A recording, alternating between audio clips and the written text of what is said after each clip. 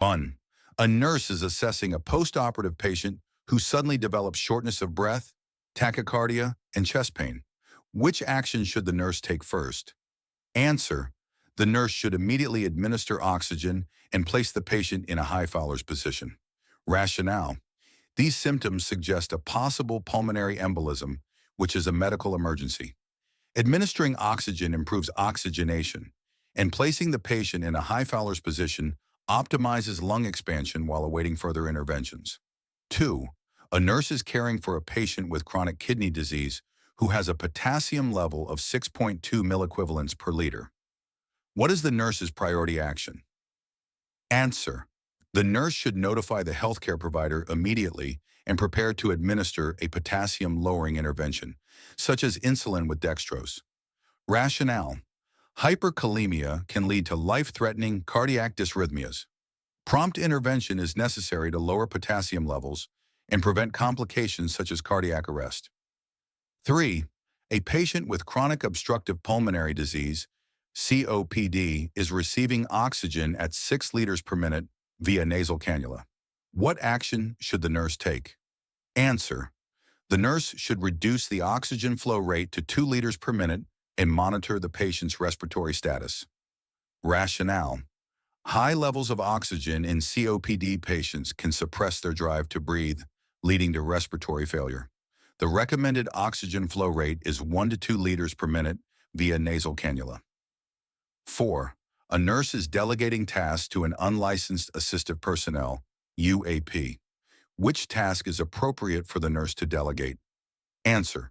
The nurse may delegate vital sign measurement on a stable patient. Rationale. UAPs can perform non-complex tasks such as vital sign collection, while the nurse retains responsibility for interpretation and intervention based on the results. 5. A patient recovering from abdominal surgery reports a sudden popping sensation at the incision site, followed by visible organ protrusion. What should the nurse do first? Answer. The nurse should cover the protruding organs with a sterile, saline-moistened dressing and notify the surgeon immediately. Rationale. This is an evisceration, a surgical emergency requiring immediate intervention to prevent infection and further complications. Keeping the area moist protects the organs while awaiting surgery. 6. A nurse is caring for a patient with a new tracheostomy. Which intervention is most important in the immediate postoperative period? Answer. The nurse should assess for airway patency and monitor for signs of respiratory distress. Rationale. Airway obstruction is a major risk following tracheostomy placement. Continuous monitoring ensures early recognition of complications such as tube dislodgement or mucus plugging. 7. A patient with cirrhosis has ascites and is experiencing shortness of breath. What is the priority nursing action? Answer. The nurse should position the patient in a semi-Fowler's or high Fowler's position. Rationale. Ascites can restrict lung expansion, leading to respiratory distress. Elevating the head of the bed promotes lung expansion and reduces the work of breathing. 8. A nurse is preparing to administer an IV potassium infusion to a patient with hypokalemia. What precautions should the nurse take? Answer. The nurse should administer potassium via an infusion pump and never as an IV push.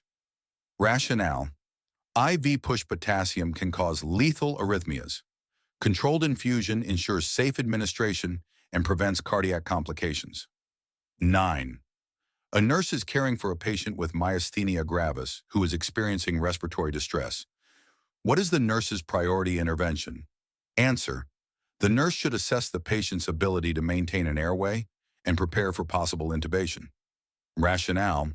Myasthenia gravis can cause respiratory muscle weakness, leading to respiratory failure. Prompt assessment and intervention are necessary to ensure airway patency. 10. A patient with heart failure is prescribed furosemide. What assessment should the nurse perform before administration? Answer. The nurse should assess blood pressure and potassium levels. Rationale. Furosemide is a loop diuretic that can cause hypotension and hypokalemia, requiring monitoring before administration to prevent complications. 11. A nurse is caring for a post-operative patient with a history of opioid use disorder. The patient reports severe pain.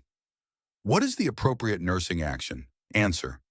The nurse should administer the prescribed analgesic while monitoring for signs of respiratory depression. Rationale. Patients with opioid use disorder still require pain management. Undertreating pain can lead to physiological stress and poor recovery outcomes. 12th, a nurse is evaluating a patient's understanding of insulin administration. Which statement by the patient indicates a need for further teaching? Answer. I will inject insulin in the same spot every day to maintain consistency. Rationale. Rotating injection sites prevents lipodystrophy, which can affect insulin absorption. Teaching should emphasize site rotation. 13. A nurse is caring for a patient with acute pancreatitis. Which laboratory value is most concerning? Answer. A serum lipase level significantly above normal. Rationale. Elevated lipase indicates pancreatic inflammation and damage, requiring immediate intervention. 14. A patient with a hip fracture is in Buck's traction. What intervention is most important? Answer. The nurse should assess circulation and skin integrity frequently. Rationale. Buck's traction can cause pressure injuries and neurovascular impairment. Frequent assessment ensures early detection of complications. 15. A nurse is educating a patient with newly diagnosed hypertension. Which statement requires further teaching? Answer. I will stop taking my medication once my blood pressure is normal. Rationale. Hypertension requires lifelong management. Stopping medication can cause rebound hypertension and increase cardiovascular risks. 16. A patient with a chest tube following a pneumothorax has continuous bubbling in the water seal chamber. What should the nurse do? Answer. The nurse should assess the system for air leaks. Rationale. Continuous bubbling in the water seal chamber indicates an air leak, which requires immediate assessment and correction to prevent lung collapse. 17.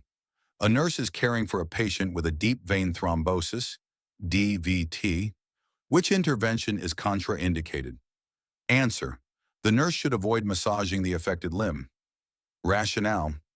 Massaging a limb with a DVT can dislodge the clot, leading to a pulmonary embolism. 18.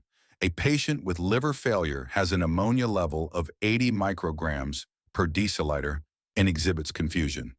What is the priority action? Answer. The nurse should administer lactulose as prescribed. Rationale. Lactulose reduces ammonia levels, which helps prevent hepatic encephalopathy and associated neurological symptoms. 19. A nurse is administering vancomycin IV to a patient. What action is most important? Answer. The nurse should infuse the medication slowly over at least 60 minutes. Rationale. Rapid infusion of vancomycin can cause red man syndrome, a histamine reaction leading to hypotension and flushing. 20. A nurse is caring for a burn patient with signs of hypovolemic shock. What is the priority intervention? Answer. The nurse should initiate aggressive IV fluid resuscitation. Rationale. Severe burns cause massive fluid shifts, leading to hypovolemic shock. Early fluid resuscitation is critical to maintaining perfusion and preventing organ failure. 21st. A patient with a history of stroke presents with left-sided weakness and difficulty swallowing. What is the nurse's priority intervention? Answer. The nurse should keep the patient NPO until a swallow evaluation is completed. Rationale. Dysphagia increases the risk of aspiration pneumonia. A swallow evaluation ensures safe oral intake before resuming eating or drinking. 22nd. A nurse is caring for a patient with a chest tube. Upon assessment, the drainage system is knocked over and the tubing disconnects. What should the nurse do first? Answer. The nurse should place the open end of the chest tube in sterile water to create a water seal and prevent air from entering the pleural space. Rationale. Air entering the pleural space can cause a pneumothorax. Creating an immediate water seal prevents complications while the system is reestablished. 23rd.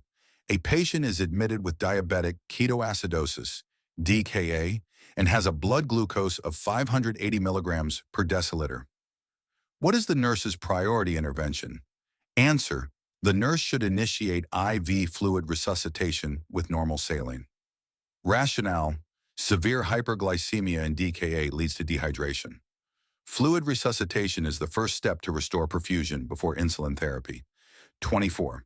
A nurse is monitoring a patient on a heparin infusion for a deep vein thrombosis, DVT.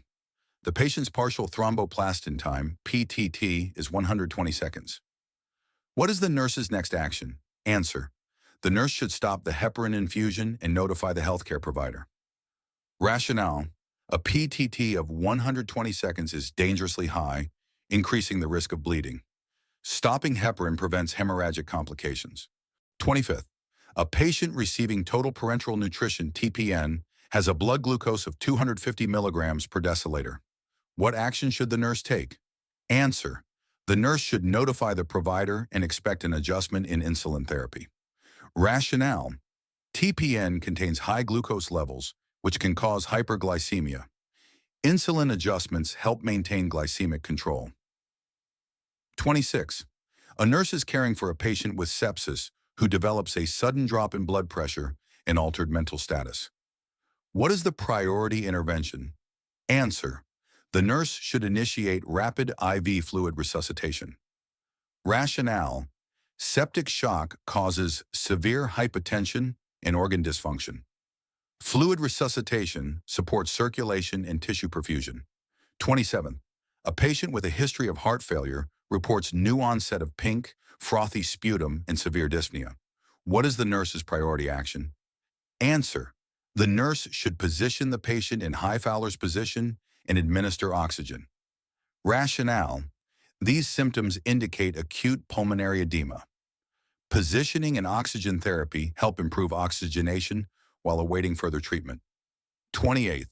A nurse is caring for a patient with a urinary catheter who reports a sudden increase in lower abdominal pain and no urine output in the past hour. What is the priority nursing action? Answer: the nurse should check for kinks in the catheter tubing. Rationale: a kinked catheter can obstruct urine flow, leading to bladder distension and pain. Checking for kinks ensures proper drainage before considering other causes. 29th. A patient with an ischemic stroke is receiving tissue plasminogen activator, TPA. What is the most critical assessment? Answer: the nurse should monitor for signs of bleeding, including neurological changes. Rationale: TPA increases the risk of intracranial hemorrhage. Early detection of bleeding complications is critical for patient safety. 30. A nurse is assessing a patient post-thyroidectomy. The patient exhibits hand twitching and facial muscle spasms. What is the priority intervention? Answer: the nurse should check the patient's calcium level. Rationale: hypocalcemia can occur due to accidental removal of the parathyroid glands. Signs such as tetany require prompt calcium replacement. 31. A nurse is caring for a patient with a new colostomy. The patient states, "I don't think I can live with this." What is the nurse's best response? Answer: the nurse should acknowledge the patient's feelings and offer to arrange a consultation with a wound care specialist or support group. Rationale: emotional support and education can help the patient adapt to life with a colostomy and improve their quality of life. 32nd. A patient with a spinal cord injury at T4 develops sudden hypertension, bradycardia, and a severe headache. What is the nurse's priority action? Answer: the nurse should immediately check for bladder distension or bowel impaction. Rationale: these are signs of autonomic dysreflexia, a medical emergency often triggered by bladder or bowel irritation. Relieving the cause prevents complications. 33rd. A nurse is caring for a patient on mechanical ventilation. The high-pressure alarm sounds. What should the nurse do first? Answer: the nurse should assess for kinks in the tubing and the presence of secretions in the airway. Rationale: a high-pressure alarm can indicate obstruction due to secretions or kinks. Resolving these issues ensures adequate ventilation. 34th. A patient with pneumonia is experiencing restlessness and agitation. What is the nurse's priority intervention? Answer: the nurse should assess the patient's oxygen saturation level. Rationale: Restlessness and agitation may indicate hypoxia. Prompt assessment and oxygen therapy can prevent respiratory failure. 35. A nurse is educating a patient with newly diagnosed peptic ulcer disease about dietary modifications. Which statement by the patient requires further teaching? Answer: I will drink milk to help coat my stomach and prevent ulcers. Rationale: while milk may temporarily soothe discomfort, it stimulates acid production, worsening ulcers. Teaching should emphasize avoiding triggers like caffeine and alcohol. 36. A patient with chronic liver disease develops jaundice and pruritus. What is the most appropriate nursing intervention? Answer: the nurse should apply cool, moist compresses and encourage the patient to keep fingernails short. Rationale: pruritus in liver disease results from bile salt accumulation. Comfort measures help prevent skin damage from scratching. 37. A nurse is caring for a patient in skeletal traction. What is the most important assessment? Answer: the nurse should assess for signs of infection at the pin sites. Rationale: skeletal traction involves pins that penetrate the skin and bone, increasing the risk of infection. Regular assessment and pin care reduce complications. 38. A patient with Addison's disease is experiencing nausea, vomiting, and severe hypotension. What is the nurse's priority intervention? Answer: the nurse should administer IV hydrocortisone as prescribed. Rationale: these symptoms suggest an adrenal crisis, requiring immediate corticosteroid replacement to prevent shock and organ failure. 39th. A nurse is monitoring a patient with syndrome of inappropriate antidiuretic hormone, CADH. Which finding requires immediate intervention? Answer: a serum sodium level of 118 milliequivalents per liter. Rationale: severe hyponatremia can cause neurological complications, including seizures. Prompt intervention with fluid restriction and hypertonic saline may be required. 40. A nurse is caring for a patient who has just returned from a bronchoscopy. What is the priority assessment? Answer: the nurse should assess the patient's gag reflex before allowing oral intake.